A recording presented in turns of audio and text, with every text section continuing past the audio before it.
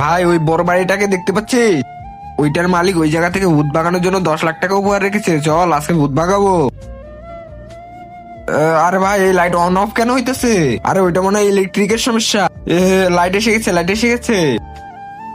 ওই দেখ নাচনিয়ালা ভূত।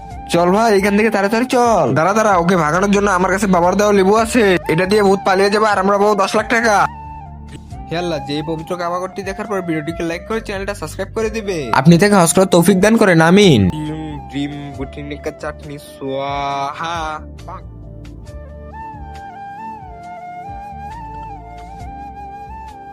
এ তো তোর লেবুর লেবুর শরবত বানিয়ে কে ফেললো? তুই এখানে থাক, আমি এখনই আসতেছি। এটা কি নিয়ে আসলি? এটা দিয়ে কি করবি? তুই খালি দেখতে থাক।